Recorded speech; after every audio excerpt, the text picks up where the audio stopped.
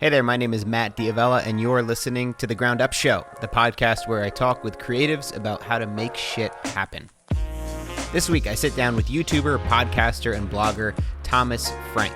Our conversation ranges from overcoming social anxiety, why rejection doesn't matter, and the one productivity tip that works best for him. It's about tricking your brain into thinking the work that you're about to do isn't very hard. This podcast is made ad-free thanks to Patreon supporters. Go to patreon.com/Matt Diavella to support the show and get access to a dozen exclusive videos with new content coming every month. Again, that's patreon.com/Matt Diavella. Enjoy the show. Thomas, thank you for coming on the show. Do you go by Tom or Thomas? Thomas professionally, Okay. though every good friend of mine calls me Tom. Cool. Weirdly. All right, Tom. We're good friends now. Yeah, that's how you become a good friend. Yeah, that was the shortcut. Use that name. Now I'm going to get a bunch of tweets calling me Tom. Right. You're like, no, I've tried so hard. Yep. So cool. Give me like a bit of an intro, some of the work that you do and how you spend your days. Yeah, I make YouTube videos, podcasts, blog posts, a single book. I guess I can't say books, but a single book. Ostensibly on how to be a more capable person. That's how I like to describe it these days. And that generally focuses around academic performance and success and productivity, but also ventures into personal finance and health and sleep and all kinds of stuff like that. Basically, if I'm interested in it and it helps people live their lives better, I make content on it. And it looks like you got started out in college around college related content, like studying and performing well in school. Is that when all this started for you? Yeah, this was 2010. So when I was a freshman in college, there was a blog I was following called Hack College, and it was pretty much a shameless life hacker, but for college. And I loved it because I wanted to do well in school, and I was reading that blog to get better at doing well in school. So it was one of those for students by students kind of things, meaning at the end of my freshman year, the two founders finished college and got kicked off the writing staff. So they said, hey, we need new writers. If you want to be a writer for this blog, then send us an application and a guest post, and we'll see if you are, you got the stuff for it. So I did that. I spent an entire night writing this guest post for them, sent in my application, made sure my LinkedIn was super pretty, and promptly got rejected. And I was thinking to myself, well, it's probably not that hard to start a blog, I bet. So I don't want to let this post go to waste. So in an evening, I came up with the name College Info Geek, and I picked that name because I was a management information systems major. I originally intended it to be for information systems and IT people. That did not happen. And then I put up my first blog post. Wow. And it was basically just supposed to be like a little bit of a resume booster and a way for me to share what I was doing. Never did I think it would be a full-time career. But I was wrong. Did it take long to start to have things stick for you where people started to come and check out what you were writing? I suppose, what does long mean? I guess anytime you first start something, it's really difficult to keep that consistency going when you're getting zero feedback. So I imagine you probably loved it, but also I'm curious when things started to tip where you started to see like, oh, actually there's 100 people or there's 1,000 people coming to my blog every week or day or month or whatever.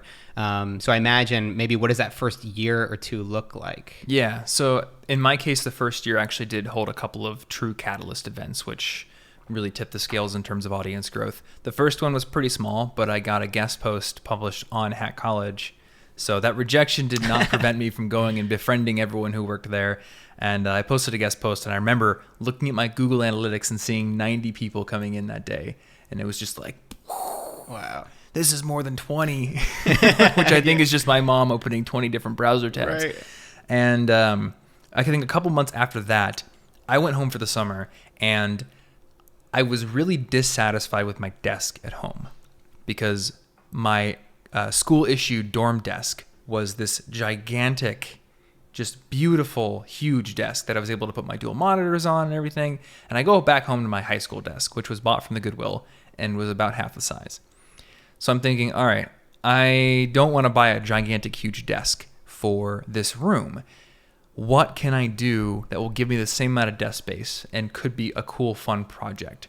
And it came up with the idea of hanging a desk from chains off of my loft bed. So I go to Home Depot, I buy a piece of MDF board, some chains, drill holes in it, and I take pictures of the whole process. Make a little blog post about it, and after I posted it the next day, Hack College had done one of those little, not like reposting the entire post, but reposting a little bit about it, like a just, hey, go check this out kind of thing. And then Lifehacker picked up that and did their own. And in one day, 4,000 people came to the site. And that was sort of the, oh, this could be a thing moment. And from there, I just started working really hard, publishing a lot more, getting consistent.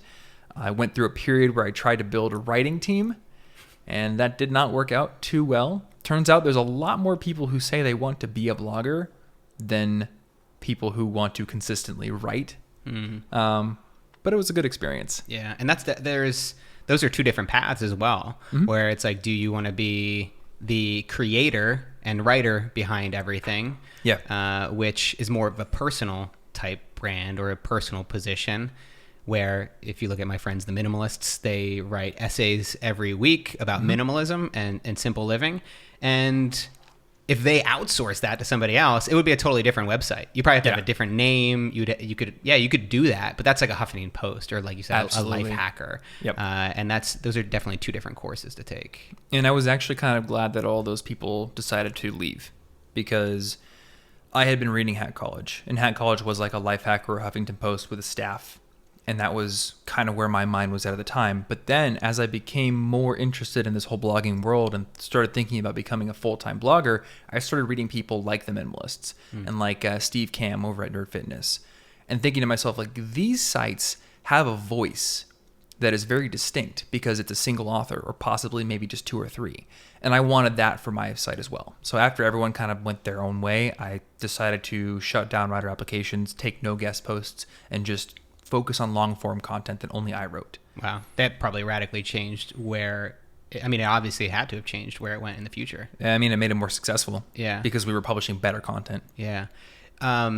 It's kind of interesting that you got rejected early on, which, I mean, is something that anybody who tries to do something is going to come up against. Yeah. But in a lot of ways, it's a blessing, because imagine if you got the gigs or the jobs early on, then you never would have done this thing by yourself. And sometimes it takes lucking out, where in the moment it feels like an absolute failure. And I've definitely been there, but you're like, thank God I didn't get that, even the dream job at the time. Yeah, absolutely. I've thought back to that moment many times, and I don't think that any of this would have happened had I been writing for them, because who knows, butterfly effect and all that kind of stuff. Yeah. But the most likely path in my head that I see in that scenario is that I would have just eventually not been a writer for them anymore, and I would have gone on to do something else totally unrelated. Interesting enough, I had a very similar experience, but with college humor. Oh, yeah? Yeah. So I had a job interview my junior year of college. I didn't tell them that I was still in college, but it was like a video editor position. And then I went took the Chinatown bus from Philly to New York, and I had the job interview. And I don't know if you followed college humor early on, but I think back Not super early. Yeah, I think, when did you graduate college? 2013. Okay, so it's like around this very similar time when college humor was really, really big. I mean, I think they're still big now, but I watch them now. Oh, you do? Yeah, they're huge. So they're still pretty relevant. Oh, yeah. I'm like an old timer now. They're more of like a sketch comedy channel. Like, I feel like they're in the same position that I am with College Info Geek, where the name is stuck, but they have nothing to do with college anymore. That makes sense. I remember going in, there was, I forget the guys' names, but there was all these people that I watched in videos and I looked up to, and I was really excited about like this. Jake and Amir? Jake and Amir, yeah. I watched every single one of their videos, and I see them around the office, and I'm like, oh, what the fuck? This is crazy. And then Dream Job. And then I didn't get it. And I applied again, and a couple years later, and I didn't get it. And thank God I didn't get it. I mean, I still had to struggle for those next couple of years making wedding videos and bar mitzvahs, but I think it's all worth it. But it's kind of like hindsight's 2020, where maybe the lesson is that don't worry if you fail right now, because it may actually be a blessing in disguise. Yeah, and I've told students this for years. If you are good at what you're doing, or you're putting in a lot of work, then one rejection doesn't matter, because as long as you're making progress, there's going to be an opportunity at some point that allows you to take advantage of what you've been building. It just may not be that one specific thing that you're going for right now. What was your college experience like? It was great, honestly. Though I went into college thinking that I was going to be an IT guy. And I remember in high school watching The Matrix and wanting to be Tank, who is the guy who sits at the terminal and has like the 15 monitors with the text kind of coming down like rain. So I watched that, and I would watch like the IT crowd and all these like IT humor videos, and I was super into computers. Weirdly, I was a web designer in college and high school, but I wanted to do IT infrastructure. And I think it was because I was just fascinated with the layout of networks and all stuff like that. So I went to college, did well. I purposely did not take too many courses. So I was full-time, but I was never overloading myself with courses because I wanted to have a lot of time for extracurriculars. Did all kinds of stuff there. And then I did an internship after my sophomore year at a big financial company. And I thought this was going to be the dream job because they said, you can pick where you want to go. And I said, put me in networking, thinking I was going to be building networks and hooking up routers. And instead, I found myself in a cubicle. And my job was blocking Facebook, basically. There would come a request, we need you to block this site so people can't visit it. And then I would have to write up a document saying exactly what I was going to do every time. And I would have to submit it through 3 different bosses. Wow. And then once the final boss approved it, I would then go do it. So really creatively stimulating stuff. Oh, it was terrible. It was terrible, but it taught me a very valuable lesson. And I'm very thankful I had to go through this experience. And it felt honestly like a prison sentence at the time. It felt like I was stuck there. And I really wanted to leave, but I didn't want to be a quitter. But I'm very glad I did that internship because it taught me that I'm not built for maintenance work. I'm not built for the kind of work where you're just tending something that's already been created. I need to build things from scratch on my own. And I don't think I would have learned that lesson as viscerally had I not done that. I guess sometimes it takes doing work that you're not really passionate about. Yeah. Like working in a grocery store to realize, oh, okay, actually, I wouldn't be happy doing this. Exactly. Yeah. Because before we do those things, we're just left guessing. Mm-hmm. We have representations in the media, and we may have secondhand accounts from people we know. Maybe we have a shadowing experience if we're lucky. But until we actually get into it and we do it week after week, we don't know, number one, if we like doing the actual hands-on things, and number two, what meta working qualities that come with the job that we like and dislike. Does it also, in a way, light a fire under your ass to be like, my existence day to day is very mundane and I'm not being challenged. This is the life I don't want. And in a way, does it motivate you? Or is there a potential to get stuck even further and just be reliant on that income? I'm not sure. I think both can happen depending on the kind of person you are. And I would have to say, honestly, my negative experience in the internship, that didn't light the fire under my ass to make me work harder. What did was the concurrent success of the blog, because I went into that internship during the same summer where that life hacker thing happened. I think.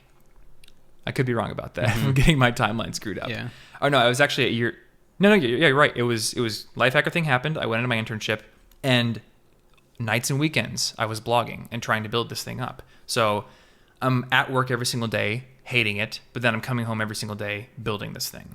And the internship ended, and it wasn't like, oh, I don't want to go back to that life. It was more, I was just so excited about what was growing over here. Yeah, and I think that this is probably a pivotal time when we're starting to see other examples of this. Mm-hmm.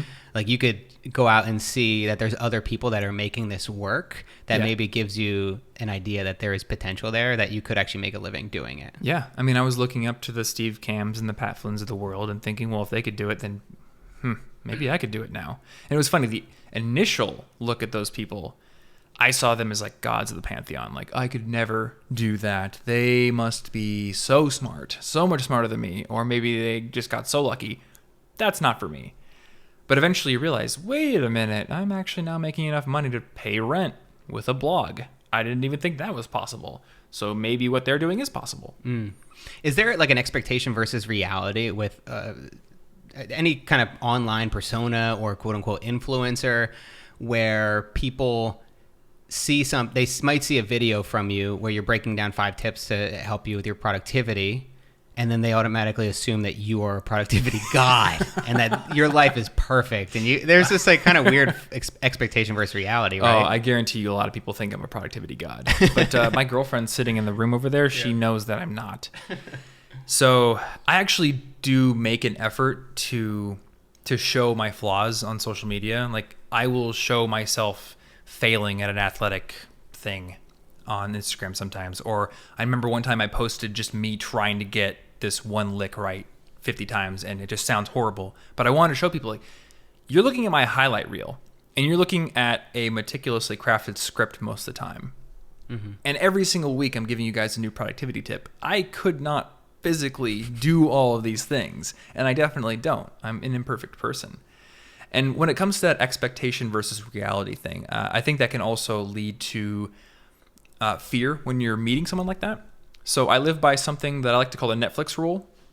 And this is basically an assumption in my head that whether it's Arnold Schwarzenegger or Gary Vaynerchuk or Oprah Winfrey, these people, as successful as they are and as self-disciplined as they are most of the time, are probably going to go home tonight at some point, kick off their shoes and watch Netflix because they're tired.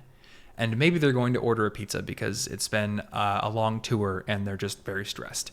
And hey, I do those things too, which means that we're alike in at least one way. And that means that we're not completely separate beings. So there is some degree to which we can connect. And that just kills that intimidation factor. Yeah, it's because like you said, you're seeing the polished final version of somebody. You're seeing where they are now after 30 years of working at something and honing something. You look at Gary Vee, his ideas have been formulated over a very long period of time. And it takes a lot of work to get there. And we're all humans, we're all flawed. And no matter how polished you think somebody is or how smart you think they are, they have their moments of doubt. Absolutely. Yeah. And there's another thing that people need to realize. Regardless of what a person like me or a person like you is known for being skilled as, maybe a podcaster, a YouTuber, or an athlete, there's like a meta skill that each of us has, I don't want to say mastered, but gotten very good at, and that's presenting ourselves very well in mass media. That's why our president is somebody who was in the media. And this started, I think, with Ronald Reagan. It's people who know how to use mass media tools to make themselves look very good and to deliver a message. So people at home who haven't practiced that skill look at people like us, assume that they don't see that. They just see that, oh, we're a god of productivity or a god of podcasting or like the best filmmaker ever or something like that. Yeah, they sure do when they look at this podcast. Well, I think you're right in terms of like showing the flaws. And I think that's something that's starting to happen more and more. I think people are starting to get fed up with the sound bites and they're looking for an authentic connection. So if you're looking to make something and start something now, I think you should show and document the whole process. Like show the fact that maybe Monday's video is the put together video where you show your breakdown of 5 tips or whatever, and it's pretty clean cut. But then Friday you do a little bit more behind the scenes where you're showing what your days are actually like and how tough it is to actually make it. I think that the fake it till you make it in that aspect doesn't need to happen. There's an element of faking it, or at least like when you have the imposter syndrome, faking it because you're working with clients and you're trying to build a business that is professional, and I totally get that. But when you're connecting consumer to consumer or just your friend, you're just talking to people that might be your friends, I think it helps to share your vulnerability. Yeah, there's a difference between having the confidence to assume an identity that you want, even if you don't feel that you have the requisite amount of experience, and trying to represent yourself as somebody who you truly aren't. How have you seen your content evolve and like the things that you've talked about? Because you've been doing this for a very long time. I feel like for me, it's just very new. I mean, 6 months, maybe a year. Have you only been doing this for 6 months? Yeah, well, the podcast actually started a little over a year ago. Okay. So it's a little bit incorrect. But the YouTube channel stuff, maybe 8 months, 6 months, where it's just actually been resonating, or at least the videos that I've been making have been doing better than 100 views a video. It was a year of just getting 100 to 200 views and getting excited when I broke 500. Yeah. But I've seen you just creating over a very long period of time. So what does that look like in terms of your voice? Like my actual voice? Yeah, like you got deeper, you get some baritone in there. The voice has definitely gotten better. Yeah, I think it actually has gotten deeper. Has it? Well, I think that when you spend as many hours as I have doing podcasts, you train your voice to sound a certain way. So I do believe that it sounds better. I also have better mics now. Okay. So that's part of it. I don't think that there's any excuse for having a shit mic. I mean, if you have $0, sure, don't get a mic. But I mean, you get $100, $200 mic, $50. Yeah, and really high quality. $2100. Is that what you got? I bought that as a travel mic, but then I tested it against this one, and I mean, this is a great mic. But if you're podcasting, I couldn't tell much of a difference. Yeah, I think it has to do a lot more with the acoustics, the room, than anything else, and maybe just a little bit of touch of editing. But yes, and I don't want to get too nerdy on people, but look up absorbing foam if you want to cut down on the amount of echo, because everyone puts do that, so then we don't have to look at each other. Well, not even that. So everyone puts the eggshells, or they get the wavy foam from Amazon that's like audio foam, but it's super light, so all it's going to do is diffuse the sound waves and keep them from bouncing back and forth and creating that oscillation, which creates echo. But you can also buy these very thick, heavy absorbing panels, and they will just deaden the sound. You can also put blankets in the walls. You'll get the same effect. Yeah, but once I bought those, it was like, whoa. Yeah, I would actually do it underneath my blanket. Like if I was doing a voiceover, I'd go under my blankets in my bed, because I would do client work and I might do a voiceover for them, and that was the best way to do it, because I was like in a studio apartment. I didn't have any. The acoustics were horrible, and some people do podcasting out of their closet. Yeah, Matthew Patrick from Game Theory. Yeah, he did a how I work video, and they were at probably 5 or 6 million subscribers at the time. And he's showing himself going into his closet, sitting on the floor with all of his shirts around him, and closing the door to do the voiceovers. It's funny because you would never know. You would never know if you're listening to it. But in terms of not your actual voice, but your metaphorical voice of maybe showing up more authentically and kind of letting your guard down and being more yourself, what did that process look like? I think it's been so slow and gradual that I don't really feel that there's been a huge change. I'm sure there is from an outside observer's perspective. The biggest change that I can see is that I've broadened what I talk about, because College Info Geek started as a college project. I was a freshman in college when I built it. And as I've gotten older and older and older, I've realized that I can't pigeonhole myself into this whole college and student branding, because number one, I am limiting an audience. And I would say to anybody who's going to get into that, like, you are kind of limiting yourself, but any niche limits itself. And that's also a strength. Minimalism is limiting in certain ways, but it also means that the people who are into it, like, no, that's what you're about. So they're going to be very into it. But as I got older and older, I realized I can't be 27 with, a nice apartment and a 401k talking about dorm laundry hacks. And I can't be talking about how to save like 4 cents on a textbook, because I'm not in that anymore. And it's not authentic anymore. And number one, I wouldn't want to do it, but I don't think I could communicate it with the authenticity and the excitement that is required. So I started asking myself, how can I sort of pivot to talk about things that I still care about, but still serve my audience? And I remember having conversations, specifically one with a friend in San Diego a few years ago. I think this was actually 2012. He said, Tom, you're graduating next year.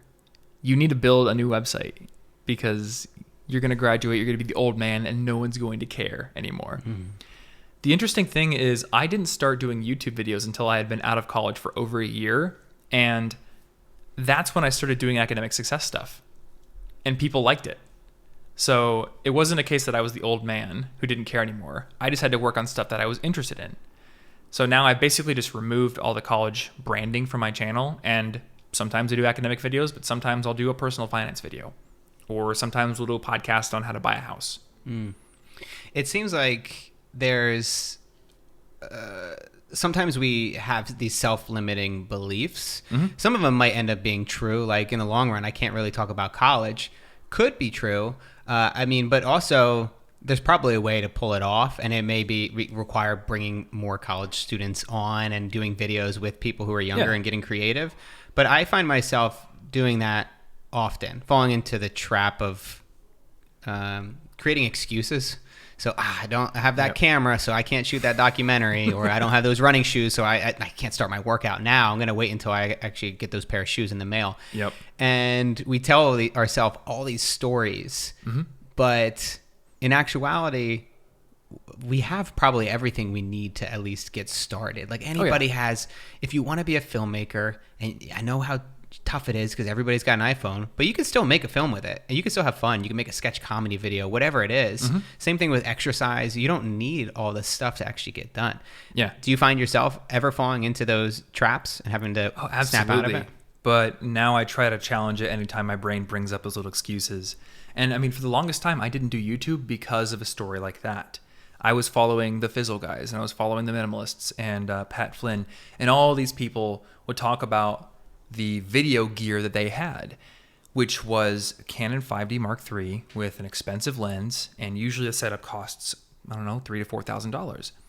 So I think I can't be a YouTuber, I can't make video content for my blog because I'm still in college and I don't have the money for a $3,000 camera setup. Until I go watch YouTubers with 500,000 subscribers who are filming on like a $200 camera. And then I realize, wait a minute, I'm just making excuses. I have a camera sitting over there. And even if it doesn't look quite as good as all those, beautiful, crispy, blurred background videos, like this one probably looks like right now. Super blurred out behind you. Yeah, it's going to look amazing. But you know what? That doesn't stop me from making a video. Yeah. And I mean, that's not how I started. That's what you always have to think about. It's like, look back 10 years ago, and my very first camera, nobody in their right mind would ever use it today. It's a Sony Handycam. Horrible. It was not even 720p. I don't even think we're in the realm of HD. But it wasn't about getting views or likes or anything. It was just because I really enjoyed making stuff with it. Yeah, just made stuff. Yeah, but I think a lot of times you just have to be resourceful and use what you have versus thinking that you need to have everything. And I mean, I got a paper light that's lighting the scene that costs $30. Yep. So there's still good. And there's part of me that wants to keep that, but I don't think there's anything wrong with upgrading the light down the road or tweaking your lens or your camera. I think reinvesting is a really positive thing for any business. Yeah, there's nothing wrong with upgrading your gear. Just don't use the lack of upgraded gear as a excuse for not taking action. So obviously, like you said, you've talked a lot about productivity. Are there, and you said you've talked about so much productivity that you couldn't possibly follow every single step and piece of advice yourself, or at least implement all of it into your life at one time.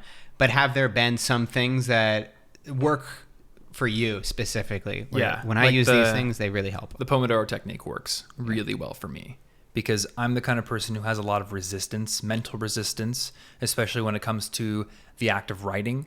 I will tell myself, I have some emails to go check, or I'm like one of those writers who has a very not full laundry basket because I'll just tell myself I need to do laundry, but no, I need to get writing. So putting 25 minutes on that timer, physically starting the timer and saying it's time to write, that's very helpful for me. What's it called? It's the Pomodoro technique. And is the guy's name Pomodoro that started it? Or? No, I think Vilfredo Pareto may have made it, or something. Yeah. Actually, I could be mixing that up right now. Yeah. But it's based off of the Italian word for tomato, because a lot of kitchen timers are shaped like a tomato. So you would just turn your tomato timer to 25 minutes. And you do that on your phone, where you just set. Yeah, I have a little app called Tide that I love. Okay, well, how does that work? You just open it and it's basically set to 25 minutes. It also has like some ambient soundscape stuff, but I typically listen to my own music. And then do you normally work past 25 minutes? Oh yeah. Like pretty much most of the time. So a lot of people say like, 25 minutes isn't enough, but it's not about 25 minutes. It's about tricking your brain into thinking the work that you're about to do isn't very hard, because we tell ourselves, I need to write a video script, or I need to write a blog post, or whatever it is. And it's daunting because it's hard to write a polished video script. And your brain tells you, you got to do that all in one go. You can do it later. So it's all about getting past this mental resistance. And if you tell yourself, I'm going to now follow an input-based goal, work for 25 minutes, regardless of what I get done, I get to stop at 25 minutes. Instead of an output-based goal, I must now finish this video script. It's very easy to get into it. And 9 times out of 10, when that timer goes off, I just hit start over again, and I keep working. And then you keep going. Do you get So how does the rest of your workday look? Like, do you kind of chunk it or work on certain things during a certain time of day? My work days are not very consistent. Like it's hard to say I do this and then I do this and then I do this. I wake up, I do a bit of a morning routine, water my plants, and I feed the cat, and usually make a very big smoothie with a lot of ingredients in it for breakfast. And then sometimes I'll go to my office to work. Sometimes I'll work at home. It really depends on if I need to film that day, which if I do, I'm staying home. If not, I'll go to the office. Or sometimes I'll mix it up and go to a coffee shop. And like that lack of consistency in terms of like the day to day, does that actually make it more challenging to keep up routines and get work done versus, or does that actually make it a little bit more interesting that you're always doing something a little bit different? I think it makes it more interesting. Though I do think that personally there could be more consistency and discipline in especially my writing process. Right. And there's I'm trying to be vulnerable and open. I'm not a very consistent writer. But it seems like everything that you do requires writing. Yes. I mean, all your videos, all your blog posts, everything that you do has, a lot of people don't think that writing makes its way that much into videos.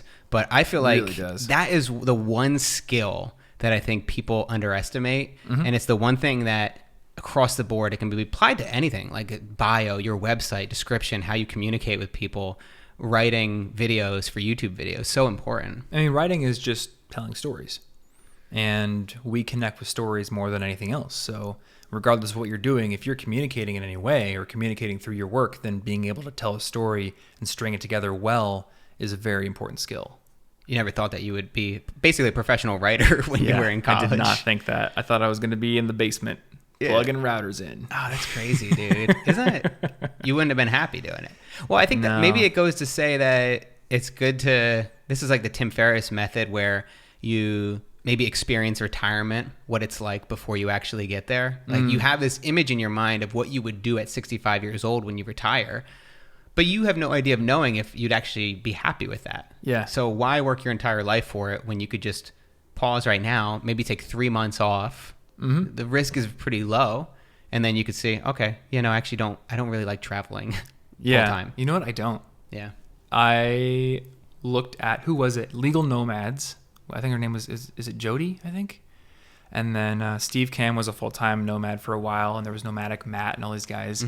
So in college, I thought, that's the life. I can just live out of hostels and have a backpack with my roll-up, vacuum-packed luggage bags and my laptop and just do that.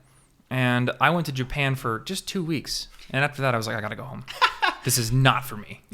I feel the same way. I mean, love travel. But, and actually, so what I've been doing lately is like just filming my travel and like just making little vacation videos. And I'll put them on Patreon. But it's kind of, for me, I get more joy out of it because I'm actually, I don't know, like I'm a filmmaker. I love doing it. And for me to be able to capture a trip to me is almost more enjoyable than just going there. Really? Okay. Yeah. I don't know why. I just think I get something out of being able to like, especially when you're in the edit and you're like looking at these beautiful shots. A lot of people think, oh, if you're taking a photo or video, you're not experiencing the moment. But in a lot of ways, I get to experience that moment time and again. Is that corny? Is that not true? But I do think it highlights that there's often big differences between people who might seem to have very similar jobs. Because in my mind, that's vlogging, possibly, and I can't stand it. Yeah. But I totally get how I can see how you would love it. It's just that I don't love it. An element of it, right? If I had to do it every single day while on the trip for like 2 weeks, I think I'd be miserable. But I'll pick a day or two and then we'll shoot some stuff. And it definitely is tiring. It's definitely work, but I do actually get a lot of value from it. But it's interesting that you just don't like the travel. It is like, because people see the stuff. They see the Instagram accounts and they see the travelers and the blogs and all that stuff that show this lifestyle. But you would never know what it feels like until you actually do it yourself. Yeah. Which I would encourage people to do it if they can. Yeah. Are you a big fan of like little lifestyle experiments and just trying different things? Yeah. I mean, if you ask my girlfriend, she'll say I'm like the most phasic person she's ever met. I seem to have a new obsession every 2 weeks. But I'm okay with that, actually. Yeah. And I think it's almost like there's different chapters of my life where I'm almost like a different person 5 years ago than I am now. So, and actually, I think 5 years ago, I would say that I was in your position where I love documenting my trips and things like that, but now I just don't. Yeah, somebody recently said it on the podcast about their life. They kind of see it in seasons. Mm-hmm. So, and you know, maybe this season's one where I'm working really hard and I'm putting my head down and I'm not, you know, spending much time relaxing. And then there are the seasons where you get to relax more. And I saw that more in my client work, where I would just have slow periods where you'd be forced to relax. Yeah. Like, all right, now I got to just figure out something to do with my days. Mm-hmm. But I think that it's kind of finding balance over the long run versus finding balance on a day-to-day basis. So there's a podcast I listened to called Cortex, and I think this was the very first episode. One of the hosts, who's named CGP Grey, one of my favorite YouTubers, he talks about this analogy with 4 light bulbs, and you only have like a certain amount of current to put in those light bulbs. So you can have one be very bright, or you can have them all be kind of dim, and these represent the areas of your life: work and health and fun and family. And there may be others, but those are the ones he said. And at any given time, you have to distribute the power you have to those 4 light bulbs. So one may be very bright, such as work, but the other ones have to be a little bit dimmer in response. And I was thinking about that recently because I felt, and I told my girlfriend about this the other day, I feel very, very fulfilled in my life personally right now. I've been putting a lot of time into athletics. I've been spending a lot of quality time with her and with friends. I've been eating better, but I don't feel that I've pushed myself artistically in my work in a little bit, and I feel guilty about that. And then I came to this conference here in LA, and I was talking to a friend about that, and he said, you know, you go through cycles in your business. Sometimes you're pushing yourself artistically and you're really heads down, and other times you're almost on maintenance mode. But you don't need to feel guilty about that, because everyone goes through these cycles. And the fact that you are fulfilled personally right now means that you've just devoted energy to those other light bulbs. Mm-hmm. Because when I'm heads down on my work, my diet's not as good. I'm not giving as much attention to my girlfriend. I'm not putting time into athletics. And weirdly, I don't feel guilty about those things. But I feel guilty about taking some of the pressure off of work. Well, that just seems kind of messed up. A little bit, but I think that it probably would go the other way as well. I mean, I think it's hard to find balance, and I don't know if we ever do achieve it. I think you're right. I think it's constantly is just tipping back this direction, that direction. See it as a pendulum. Yeah, and I think always swinging too far one way and then trying to get it back. It's like internal too, because it's almost like a nagging feeling where like, oh, I haven't visited home in it maybe 3-4 months. I should probably make a trip back soon. And it's those internal things that you have to listen to. But it's how do you actually make that a priority? Do you have like practices of, maybe sitting down and just doing a one-on-one with yourself and brainstorming it out? And, yeah, I definitely do. Yeah. And I wouldn't say that it's a regular sort of journalistic habit where I sit down and review my week. And this is something I recommended, so maybe I should do it. Yeah. But there are definitely times where I will sit down, I'll open a blank document in Evernote and either write out what my priorities are or the kind of person that I want to be in the next 6 weeks or what I'm going to start doing going forward, and then act on that. Do you believe in goals? I know that there's I've heard 2 sides of it. Yeah. Leo Babauta, I don't know if you follow Zen Habits. I used to, for sure. Yeah. He very inspiring for me early on when I got into minimalism. And he's definitely talked about the fact that you don't need goals. I actually just had James Clear on the podcast. He had a really interesting perspective where he was saying, everybody in a baseball game or football game has the same goal to win the game. Yes. But it doesn't affect the outcome. That said, do you use goals, and do you think that they help guide you? Because obviously life isn't a basketball game or a sporting event. I definitely use goals. Yeah. My website has an impossible list on the homepage, the top menu. And there's just this gigantic list of goals in all aspects of my life. But I'm kind of on the same page as James is and I'm reading his book right now, so I kind of understand the nuance behind him saying that goals are fine to have, but on a day-to-day basis, they shouldn't be what drives you. Your systems should be what drive you, and you should be making sure that the process you follow on a day-to-day basis is a satisfying one that makes you happy and that makes you feel fulfilled. So the goals can be sort of a North Star, but they need to be backed up by systems and processes. I think goals can be fun too. Yeah. Right? Like you can love them. Yeah. What are some of your craziest goals that are on your list? The biggest one right now is be on American Ninja Warrior. And I'm like actively training for it. Are you? There's a gym in Denver. It's an actual Ninja Warrior gym, and the coaches have been on the show. So I'm going there, and then I'm going to a rock climbing gym probably 3 times a week. Dude. And this has been awesome because my girlfriend discovered that she loves rock climbing. So we go together and spend a ton of quality time together. I'm getting ridiculously strong from it. And it's just so much fun. Well, talk about a goal literally having an effect. Like that's, I think, the most clear example of if you didn't have that goal, there would be no motivation to rock climb, to try something new, and to even like get maybe more fit than you've ever been before. Mm-hmm. But there's also the process there because I find myself just itching to go to the rock climbing gym. Like I've never itched to go to the normal gym. You know, and I've had normal goals like, you know, hit 1,000-pound total powerlifting between squat, bench, and deadlift. And those are cool goals and all. But every time I went to the gym just to lift, I would tell myself like, this isn't fun. I don't like this. But this Ninja Warrior goal has me doing training that not all the time, but most of the time I enjoy doing. Wow. Yeah, I think it is. It's sometimes difficult to find that physical activity that, like, say, a workout routine or whatever that you actually really enjoy. And I think that's the thing that most people miss. Yeah. And like that's the thing that I see when I've done classes before. I really don't like classes. I don't like sweating it out in those. It's really difficult and challenging in a way that I don't enjoy. There's plenty of workouts that I can get a good workout at. I'm actually part of a dodgeball league here in West Hollywood. Yeah, it's amazing. It's like high energy, and I work up a crazy sweat. It's like tennis in a lot of ways, where you're just jumping back and forth, and especially if you can, if you are proactive and like dodging and you know, there's obviously a lazy way to play dodgeball. You can go to the back and just sort of like, just like hide behind moves. Yeah. You know? But there's things like that are really fun, that it's a cool little, you know, once a week activity that gets me going that I don't need to go to the gym for. But a lot of people don't realize or don't at least try to have fun while working out. So this is my theory. People go to high school and they try football, they try baseball or basketball or track, which those are generally the choices. Maybe they have tennis. Or you go through PE classes, and unless you're the jock, you don't do very well. So you don't enjoy it that much because the scores are prioritized, or the people who are super athletic kind of dominate the competition.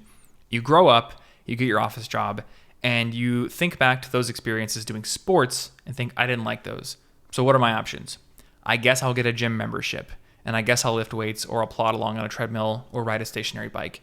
Or maybe I'll go jogging outside. So I feel like we have this very limited band of athletic activities that we default to and feel that are our choices. And there's nothing wrong with doing those. If you love going to the gym, do it. But there's so much more you can do. And I don't know if it's the fact that people feel embarrassed to do something like, I don't know, joining a dance class or joining a dodgeball league, or if they just don't think of it, but they don't do things that I think they would be excited to do every single week. I think it's inherently this social aspect of it that it's a little bit intimidating and scary. And I've definitely joined my fair share of social dodgeball, softball leagues, volleyball. Early on, I was just doing them because I was trying to meet girls, like when I was single. Yeah. And I was like, well, how do I do it? I guess I'll play volleyball. And it was the social aspect, I think, that scared me about it and also drove me to do it. I think it was a push-pull. But definitely the day of or the day before, you get really nervous. You're like, oh man, I got to meet all these new people. And I'd get anxious in general. And that's definitely a big hurdle, I think, for people to get over. I started vocal lessons recently. And I remember very distinctly about 10 minutes before my very first one, I had never met the teacher face-to-face. I was so close to texting, hey man, I don't think I can do this. We'll just reschedule. But I didn't. And I went in there and I sang and probably sounded terrible. But now I go every week and it's great. And I don't feel scared anymore. Wow. Because he didn't make fun of me. He didn't say, oh my gosh, you're not good. You should just quit right now. And maybe he's stringing me along for money. I don't know. Yeah. But it doesn't feel like that. It feels like I'm getting better and I'm enjoying the experience. So I think one of the greatest, I don't know, quote unquote life hacks that people can learn is learn to be okay with potentially being the worst person in the room at what you're trying. Because that means there's only one way to go, up. And as long as you can deal with the potential embarrassment, you're fine. And the other thing is, like, people are super self-absorbed. So whether it's the gym or dodgeball league or whatever, people are probably focusing on their own form or trying to dodge the balls for themselves. They're not looking at you and judging your every single move. That's I think what I hear a lot when people say, oh, that's great that you wear the same thing every day, but I could never do that. And it's like, you don't realize that most people don't give a shit what you're wearing. They do not. They don't care. I mean, I understand, like, you can't wear the same red dress to work every day. But you could have a much simpler wardrobe. And I'm sure that you don't wear 80% of the clothes that are in your closet anyway. I do. Yeah. Yeah. It's because if there's one area where I'm minimalist, it's clothing. That's great. Because I just don't have space for it. Oh, that's funny. Do you guys have a small place? No, but we have a walk-in closet for clothing. It's just that Anna has a lot more clothes than I do. Yeah. Yeah, it's the same thing with Nat. And then she also has costumes. Oh, really? Yeah. What kind of costumes? She used to do a lot of cosplay at anime conventions, and she makes them herself, and she keeps them all. So a lot of the closet space is taken up by those, or dresses, things like that. Yeah, not a minimalist. No, but neither of us are minimalists. Yeah. Which it's kind of funny. I feel like an intruder on this podcast because nobody would describe me as a minimalist. Well, yeah, you don't have to. That's not a prerequisite for the podcast, fortunately, or else I might only have 2 guests on the show. That's true. Total. Just like Ryan and Josh and Ryan. Yeah, and I mean Natalie's not either. Okay, but I think that's one of the things is when I first got into it, I thought that that's it. I'm gonna have to get rid of all my friends. I can only be friends with minimalists now, people who share the same values and beliefs with myself. And then eventually, like I took the stick out of my ass and I was like, no, it's supposed to be getting past the stuff. Like stop worrying about the things. Just enjoy your life. Let people make their own decisions, and maybe it's for some people, maybe it's not. Mm-hmm. But and my best friend and business partner is a minimalist. Oh, really? Yes. That's interesting. He does not own very many things. He's got like a piano and a few like knickknacks, things that he really values, but he doesn't own that much at all. It's funny the perspective that people have of minimalism too, because it is relatively new. I mean, it's at least culturally 2010 for the past 8 years. It's been really growing, and more people have been. It's become a word that people can call themselves. Yeah. Where it's, I mean, maybe at one time vegan wasn't a word that people used, and then all of a sudden, oh, now here's something that can describe me. And it's interesting to see people's perspective who aren't minimalist. Do you remember when you first heard about it and what you thought about it? Yeah, it was like right in the. I think it was Colin Wright, who I'm not sure if you know, but he was very good friends with Ryan and Josh. And I remember coming across either a blog post that he had done or a video where he said, like, I only own 75 things. Here they are. So that was like my first exposure to minimalism. And at first I think it was hero worship driving me to possibly get rid of things and become a minimalist myself. But eventually I realized that I'm just the kind of person who likes to do a lot of things, which means I need to own a lot of things. Yeah. I think that's, you know what is also, it's funny though, it's just like the minimalist term that I think catches people. But I think if you called yourself an intentionalist, I bet you'd probably be there. I'm that. Right. I'm that for sure. Like you're very probably thoughtful about all the stuff that you do, and you might not go into an activity like rock climbing without really thinking it through. Yeah, exactly. And so I'm not the kind of person who owns 100 things. And if you go into my apartment, you'll be like, every single corner of this apartment is full of something. But when I walk through the apartment, I don't look around thinking those are all just knickknacks that I have, no intention for owning. Every single thing is something that I do use. Yeah. It just happens to be a lot of things because I like to mountain bike and figure skate and rock climb, and I like playing board games, and I like having books and video games, Yeah, I think that's yeah, full life. Yeah. I mean, it's not easy, I think, to maybe even brandish that term, because it does come with some backlash too, because a lot of people might see my minimalist apartment video and be like, well, I got less stuff than you. I'm not a minimalist. And I'm like, it doesn't matter. It doesn't matter the label you use or whatever. But I do think that we are changing culturally in terms of when I look at my grandparents and my parents' generation. It was a generation of people who had sheds with stuff. Yeah. And I feel like, I mean, maybe this is just all anecdotal, but it seems like people are getting rid of the stuff in their sheds. They're not leaving life behind of all this stuff that their kids have to deal with. Yeah, I think, and that's one thing that I do credit minimalism with is getting people to think, what am I just leaving around that I don't need anymore? What could I donate? What could I get rid of? Could I downsize, the area that I live in or the resources I'm consuming? And I like that. Yeah. I loved what you said before about, I think it was with the working out, about facing kind of that flinch, that instinct to not want to do it. I don't know if you read the book Flinch by Julian Smith. I think I did a long time ago. So long I don't remember. Yeah, it was about. He definitely challenges you to take a cold shower in it. I'm not sure if you did it, but well, not from that book, but because of Joel Runyon, I cold showered for 60 days. Oh wow! Yeah, how did you like that? It was great for the first maybe 30, and I mean, I'll say this to anyone, do it because you leave the shower feeling amazing. But I got to the point where I was just like, okay, I think I've built the self-discipline, which was the intention for me. And now I'm just like, this is painful for no reason. Exactly. I remember thinking, I've done it before. I haven't done 60 days, but maybe I did it for like 15 days, maybe not even 30. But I remember just thinking, this is one less thing to enjoy during the day. Hot showers in the morning used to be the best thing. It's just like relaxing and comforting. But I think that maybe there's a lesson there to be learned about what at least Julian Smith was talking about was facing the flinch. And instinctively, when you're about to hop in that water, it's kind of like going to the vocal lesson where you're like, you very easily could turn away and not do it.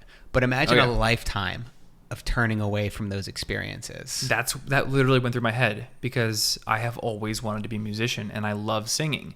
And I don't know how good I was before that, but I do love it. And I thought to a 70-year-old version of myself. And I asked myself, like, does that 70-year-old regret the fact that he never taught himself how to sing? Yes. Okay, I'm going in there. Because, it's like breaking up with a girl that you can't marry. It's painful for probably a few days at least, but it's worth it if it puts you on the path to living the life you wanted to live. I've had that before, man. Like tough breakups. Yeah. And talk about like some of the toughest decisions you can make. But being so certain that it's not the right relationship for you. Yeah. I often have a very similar thought with like diet or people who have chronic health conditions. And sometimes they don't have a whole lot of control over them. But I often feel like it's this moving 2-week window that will follow them to their grave. Because if you made changes for 2 weeks, they would be incredibly uncomfortable or inconvenient or possibly painful. But 2 weeks from now, you could be in a position where it's no longer hard to keep those changes going and they could completely change your life. But the problem is that 2 weeks follows you every single day. It's not like 2 weeks from now, it's going to be easy to stop eating junk food or quit caffeine or quit smoking or whatever it is. And a lot of people just are never able to put in that single 2 weeks. And it could be longer than 2 weeks. This is just like a visual metaphor for me. Right. But I mean, I'm obsessed with those kind of transformations. I love seeing it. I love seeing the success story. A lot of people think they go to the gym and that people are judging them. I think that maybe is the same experience where they're almost kind of pushing that on other people when people just are caring about themselves. But I love seeing somebody in the gym that's clearly it's their first day back into it and they're trying to get going. I love it. And then I love seeing the transformations when you can see before after photos, even if it's after like 2 months. Yeah. And just because I think for so many of us, we try things and we fail. Yeah. For my entire life, I didn't want to be the smallest kid in school anymore. And I grew up like the smallest kid, the shortest kid, the scrawniest kid. And then I kept trying to lift and work out. And like I was 13, 14 years old because I'm like, I don't want to get beat up. And then it took me until college to finally get it. But I mean, all the way up through college, that's like, all my entire life up until that point, up until I'm like 20 years old, feeling like I would never be able to make a effective gym habit stick or I'd never be able to gain weight. And then seeing other people do it encourages you. And then once you actually do it yourself, just in one thing, I think that can change the rest of your life completely. Yeah. Well, it teaches you that even if it takes a while, the effort invested is worth it. And eventually you'll get changes. Yeah. When you had James on the podcast, did he talk about the whole concept of being in a room where it's 25 degrees with an ice cube on the table? No. And so his book talks about this. If you're sitting in a room with an ice cube on the table and it's 25 degrees in the room, you can raise the temperature 1 degree, nothing happens. Another degree, nothing happens. You keep doing it and you could say, well, raising the temperature in this room is doing nothing to the ice cube. But then finally from 31 to 32, it starts to melt. And it's just like, a tree building an extensive root network for a very long time before you finally see this little sprout come out of the ground. A lot of effort is required sometimes with no apparent results to get that first little bit of change. But then the growth can be explosive. Have there been things in your life where you've struggled to make a change and then finally you somehow got it to stick? You got the habit to click through? It's possible. I don't know if anything is coming to mind right now for that particular question, but... Is it it seems like in terms of like habit change and building new habits, whether it's an early morning routine or anything like that, have you struggled with building those kinds of things in your life? Definitely, yeah. And I think Actually, waking up early is a good example. For a long time, I had to use some very creative and extreme systems to make myself do it. And then I eventually just became able to do it. Well, that's interesting too, just about once you're able to make a habit stick, like going to the gym consistently, it's much easier to bring it back up. Because life always gets in the way. You're going to get sick. You're going to travel. You're going to just, for whatever reason, get too busy at work, and then you can't go to the gym. But then once you've been able to, say, build a consistent habit, a couple times, say for a year straight or 6 months straight, it's a lot easier, isn't it, to get back into it? Yeah, it's much easier because you've kind of already built that groove in your mind. So you just kind of have to get right back into it. Yeah, and I guess personally from experience what works for you and what doesn't, because it's all... Though I would caution people to not think that that's always going to happen, because sometimes you fall off of a habit and you were doing it for a long time and you think, I should be able to start doing this immediately. I did it for so long, and it doesn't work, and you feel guilty about it. And then you may just fall off the horse and never try again. There's a book that I read a long time ago called The Motivation Hacker by a guy named Nick Winter. Really cool book, pretty short. And he talks about this concept called success spirals, where whatever you want to do, whether it be building a habit, or building a company or whatever it is, you always have to start small. You have to prove to yourself that you can perform at a low level, and then you sort of spiral up over time. You prove to yourself you can do it at an intermediate level, up to advanced. But if you fall off, you may need to start at the bottom of the spiral again.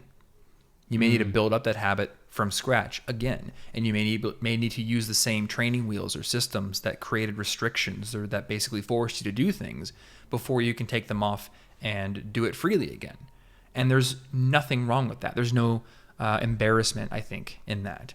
Sometimes you just have to put the training wheels back on the bike. Yeah, maybe. Yeah, it's sometimes we get a little bit too confident or cocky in ourselves and believing that we have somehow figured it out. Yeah, and then realizing, oh wait, no, this actually is going to take more work than I thought. And you're often trying to be a person that you used to be, even though maybe you've gone through a hardship or you've had an injury or something, and you can't actually just jump right back to that level of performance. That's okay. Just build back. How do you view the whole culture of hustle today? Now, it's something that obviously has grown and become more popular lately, but I do see kind of a tide pushing against it, being like, maybe we shouldn't hustle that hard. Maybe we should actually, take some breaks and enjoy our time outside of work. Yeah, I think hustle has been fetishized, and obviously we need to work very hard, but I think there's a lot of people who, put all the current into that light bulb. And that can lead to mental health issues. It can lead to burnout. It can lead to physical health issues. So you do have to think about balance. And I think that if people focus on identity and they focus on process, then they're not going to develop an unhealthy relationship with the hustle. Because they're going to be thinking about whether or not their health is a priority, whether or not their relationships are a priority, and sometimes you are going to have an imbalance, but if you come back and you reevaluate from time to time, I think you can sort of shift things around. Yeah, I think it comes down to sacrifice, right? There is some things that are worth sacrificing. Yeah. And a lot of times we have to sacrifice our time and our energy and our money into something to see it become successful in the way that we want. But then I think we probably have to figure out what things aren't worth sacrificing, at least in the long run, right? And you also have to ask yourself, what is the reason for hustling? Right. Because I literally got a question via email from a student who was really frustrated with himself because he hadn't figured out yet a way to work all cylinders firing for 14 hours a day.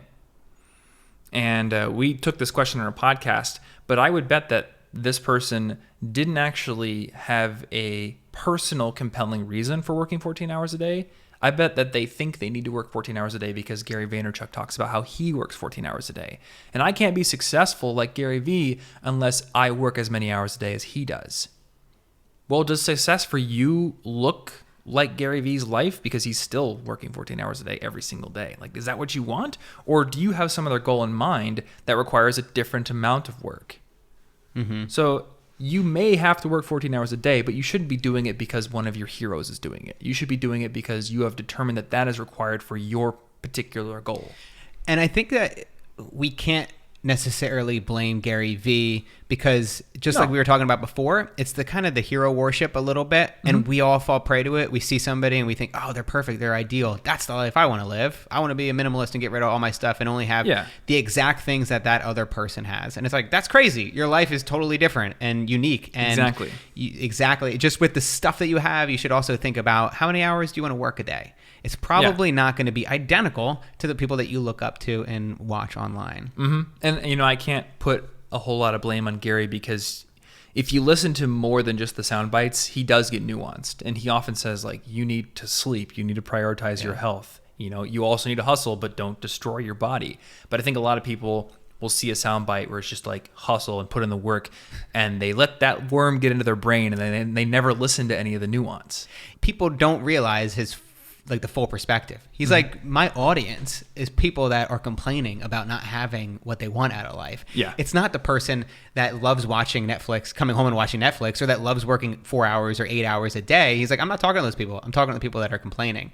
Yeah. And I think it is probably just the way that we consume media and the way that we take a headline in, that it's hard to disconnect the two, that we get so caught up in a soundbite we don't see the full picture. And I really do like his message in that area, because there are a lot of people whose actions are not aligning with the life that they want to have.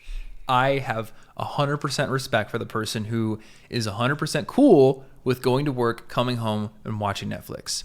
I don't live like that, but if you're satisfied doing that, that's awesome. Yeah. You have made it. Yeah. But if you're just like, I really want to be a game developer, but then you come home and you never work on learning how to develop games, and you're constantly complaining about it, now there's a disconnect there. Now there's a problem that you need to solve. Is there a question that you get asked most? Question I get asked? I think the question I get asked most is, how do I make myself focus? Okay. Or how do I make myself not procrastinate? I think that's the question I get far more often than procrastination. And what do you usually tell them? Use the Pomodoro technique. I mean, there's all kinds of stuff that I tell them, but it's usually, you're a product of your environment. So make sure you're in an environment that doesn't distract you and that is conducive to your work. Use something like the Pomodoro technique. And then from there, it really depends on what kind of a person you are and what kind of work you're doing. You may not be doing the right kind of work, so it's possible you need to get out of it.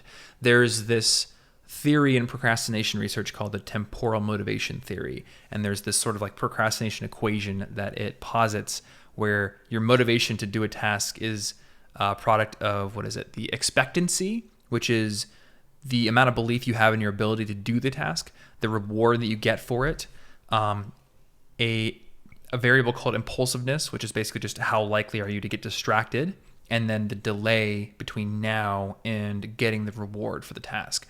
So if you can sort of take each of these variables and try to tweak it to raise your motivation, then you're less likely to procrastinate.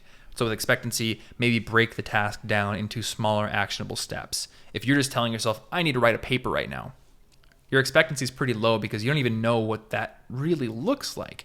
But break it down, it's, I need to research about this particular person for 20 minutes so I understand their backstory because they're integral to the paper. Cool, that's super doable. Reward.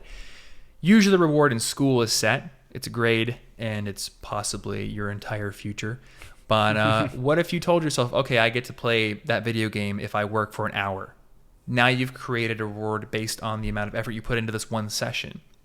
Or could you make the process of working more enjoyable? Put on some music or get a study partner to work with or go to your favorite coffee shop. Just try tweaking the little elements around that. Delay is kind of tough to tweak usually because there's often a due date. So usually I'd say think about that one last. And then with impulsiveness, you got to work on your environment.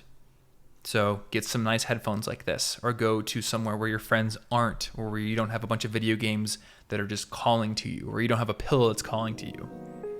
Awesome, dude. Tom, thank you so much for doing the podcast. As I use Tom instead of Thomas. Officially good friends now then. Yeah, absolutely. You're making self-help and self-development interesting, fun, and you're definitely bringing something special and important to the space. So thank you for your work. I love your videos. Thank you. And I'm also bringing llamas to the space. Llamas, that's it. Can you point people to where to go? Where should we send them? YouTube.com/ThomasFrank or Tom Frankly on the two social media networks that I use, Twitter and Instagram. Cool, man. Thanks for doing the show. Absolutely. Thank you for having me on it. You blew it. It's over. Thank you. Nice job, dude. That was awesome. Thanks for listening. Hope you guys had a great holiday. Excited for 2019. You guys got any New Year's resolutions? I don't know why I'm asking you guys a question like this is rhetorical and you can answer. You can, if you want to support this show, continue to keep it ad-free, you can go to patreon.com/MattDiavella. I've got a lot of videos and I'm making new ones all the time, behind the scenes about filmmaking, lifestyle design, a peek behind how I make the podcast and all that good stuff. You can get it at patreon.com/MattDiavella. Good luck with those New Year's resolutions, and I'll see you next year.